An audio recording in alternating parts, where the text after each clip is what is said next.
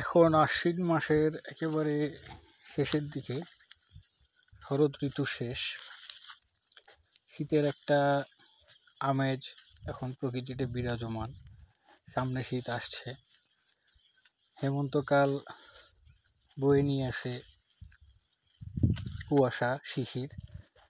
ধীরে ধীরে শীতের আগমন হয়।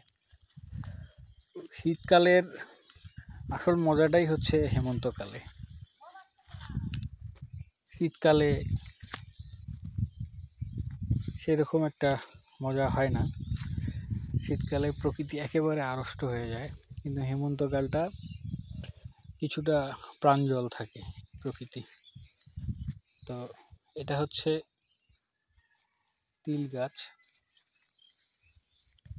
ভাদ্র মাসের মাঝামাঝিতে এগুলো বপন করা হয়।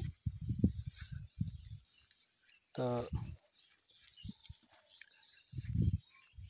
শীতের ফসল হচ্ছে তিল, কালো জিরা, এগুলো হচ্ছে রবি শস্য। আর শাকসবজির মধ্যে বেশ বৈচিত্র্য দেখা দেয়। ফুলকপি, তারপরে বাঁধাকপি, টমেটো, আবার আলু চাষ হয় শীতকালে। তারপরে পেঁয়াজও চাষ হয় শীতের শেষের দিকে, গাজর। তো শীতকাল প্রকৃতিতে নিয়ে আসে একটা অন্য রকমের উন্মাদনা, নিয়ে আসে একটা আলাদা রকমের মজা। চারিদিকে আমন ধানের গন্ধ,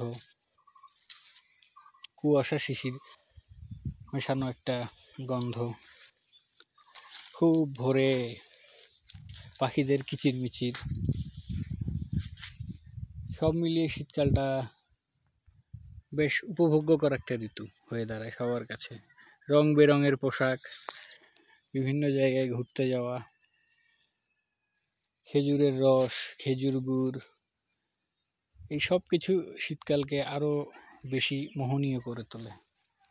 সেই শীত আসছে সামনে, তারই আগমনী বার্তা প্রকৃতিতে। এখন প্রকৃতি তার সহজাত প্রাঞ্জল ভাবটা ধীরে ধীরে আড়ষ্ট হচ্ছে। ডালপালা সব ধীরে ধীরে মরে যাচ্ছে। এরপরে আবার শীত শেষে যখন গ্রীষ্ম আসবে, বৃষ্টির পানি পেয়ে আবার প্রকৃতি সতেজ হয়ে উঠতে শুরু করবে। বর্ষায় সেটার পূর্ণরূপ দেখা যাবে। এভাবেই বাংলাদেশে ষড় ঋতুর খেলা চলে।